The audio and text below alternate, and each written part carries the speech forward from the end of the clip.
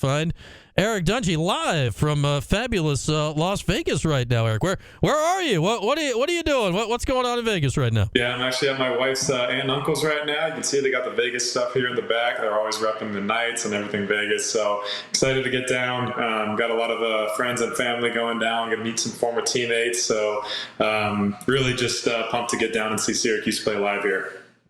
Okay, there you go. Not on the Strip right now at a relative's place. So there we go. Are you a tables guy, Eric? Or a little blackjack in your future? Or we focus solely on the football here tonight. You know what? We'll see. We'll see how the game goes and what mood we're in after, and we'll see. But definitely a tables guy or craps, whatever can make you money or have a good time. But obviously, we know that you're not going to make a lot of money. House always wins. So.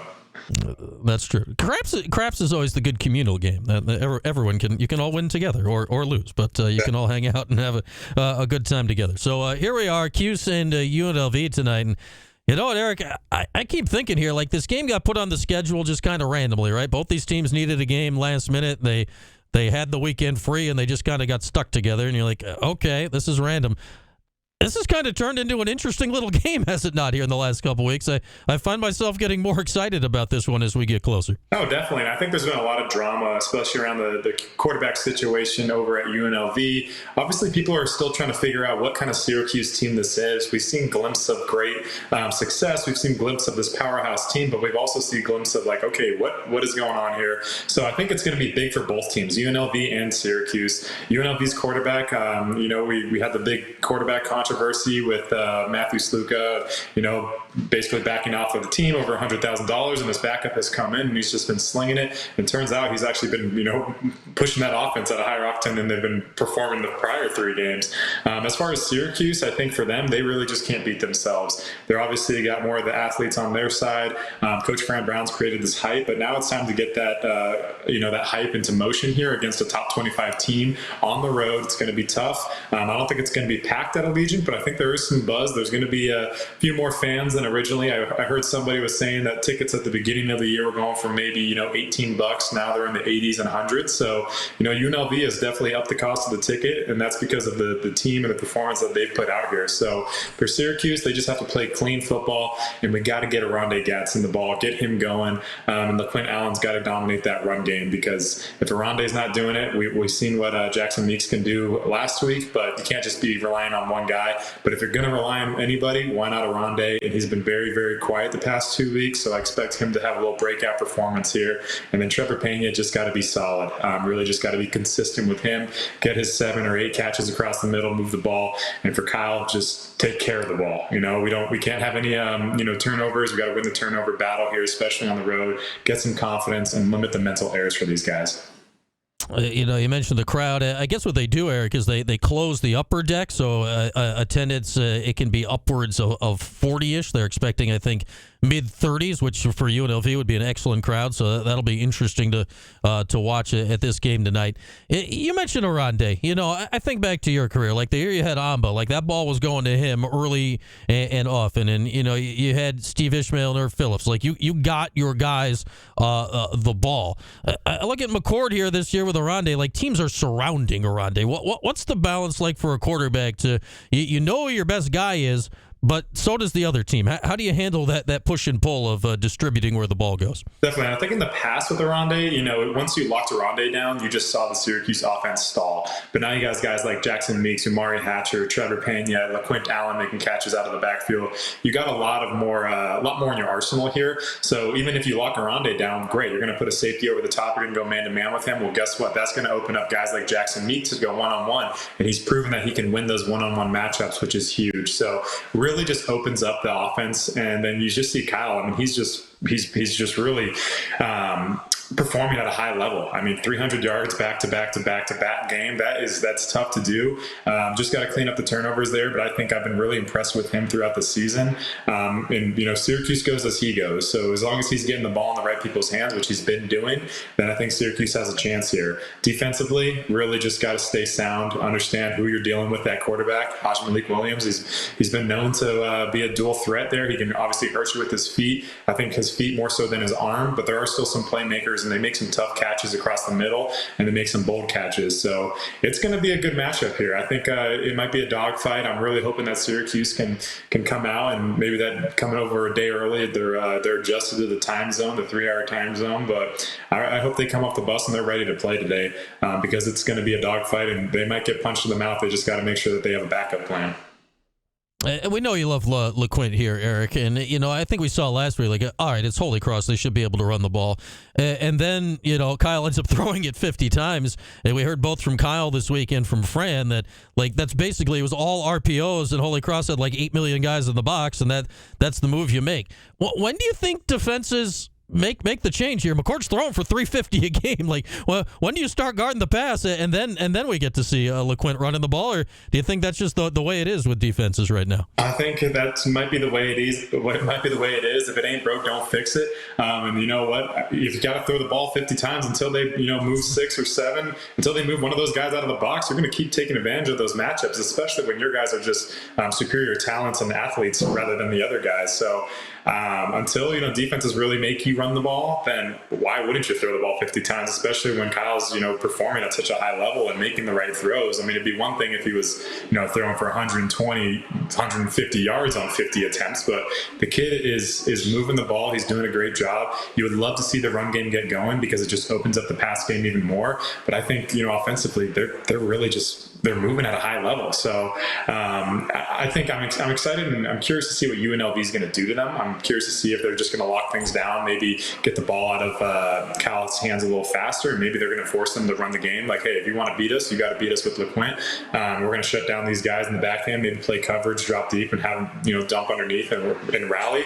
I don't know. I'm curious to see, but whatever they do, I think Syracuse has done a really good job of adjusting.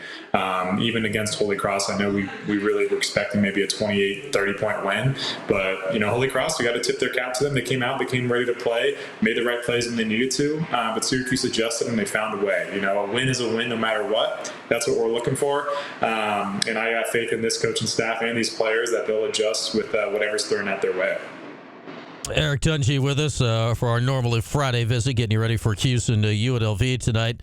Eric, I'm curious your thoughts on this, because the field goal kicking obviously has not been great so far this year, which is exceedingly unusual in Syracuse history. I look at your career, Cole Murphy was a very solid kicker. The year last year, Andre Schmidt literally had the best kicking year in the history of the program and won the Lou Grozo Award. Well, what goes through a quarterback's mind when you're out on the field there? You're in what in theory is field goal range, but you don't have high confidence. How do you handle that situation as a quarterback when you're staring down your options, when you don't feel confident that, okay, if we get to fourth down, that points are going up? Yeah, and as a quarterback, I feel like Kyle has the same mindset. It's a game of field position. So with you're trying to score every single time. You're trying to get 6 points on the board and have the field goal kicker just come out and hit a chip shot for that 7th point.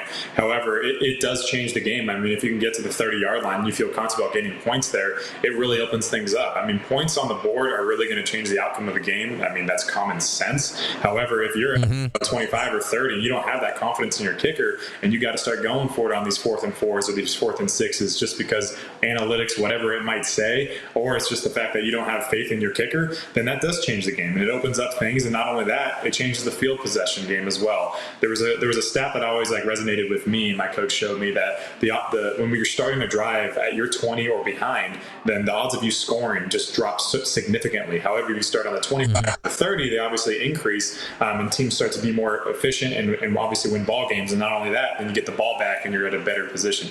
It's chess, it's a chess game, and even if you don't have a good drive, but maybe you get 15 yards, you give your punter some space and he can boot it down there at the 10-yard line, then you're playing for that next possession. So it is huge. The kicking game and special teams is really that asset that separates the good from the great teams. So Syracuse has got to get some confidence with whoever it might be. I don't like the kicker roulette, kind of rotating guys in and out. I think once you pick a guy, you pick him, and hey, you got to figure it out. This is you. This is your job. Your job is to get between those uprights, and if coaches can figure out a way how kickers tick. Some guys need to get harped on. Some guys need to be loved up. Whatever it is, they got to figure it out because they have one job. It's to kick the ball through those uprights.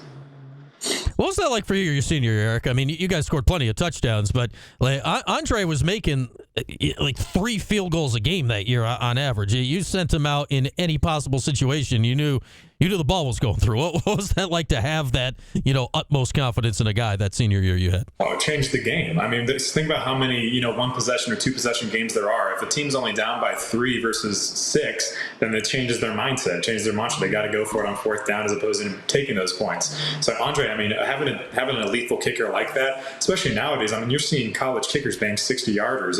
It's really impressive for that. And that just really opens up a whole different aspect of the game, because now you're not playing to get it into the red zone. You're playing to get into the field goal zone, which could be the 40, which is just crazy to think. So it's going to be a huge asset for them. I think that this guy just needs to get some confidence. Our kicker, whoever, I don't know which guy's going to go out there. I think it's probably going to be the starter as far as I'm concerned.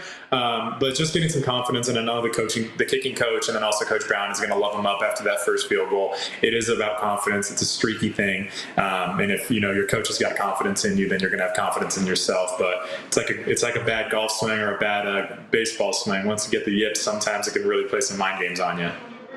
Yeah, I got no clue also, Eric. I don't know if Denneberg's kicking Jaden. No, I got no idea. Franz played that close to the vest. I don't know when they made the decision either. I imagine that came down to some significant competition in practice this week, but we'll certainly learn that together tonight. All right, lastly, Eric, what decides it tonight? What do you think this game hinges on here this evening? I think it really just comes down to discipline.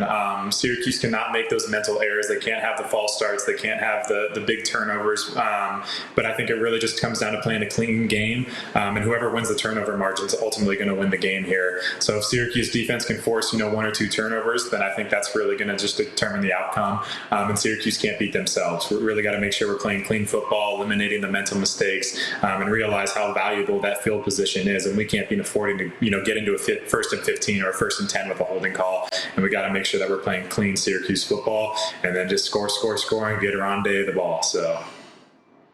There we are. Eric Dungey in attendance tonight. So maybe the TV cameras will find you. Maybe we can get Eric on our TV set at some point tonight. All right, man. Enjoy the game. We'll talk next week. Thanks, buddy. Thanks, Brian. There is Eric Dungey who'll be there. Will the cameras find him? Dungey on the screen.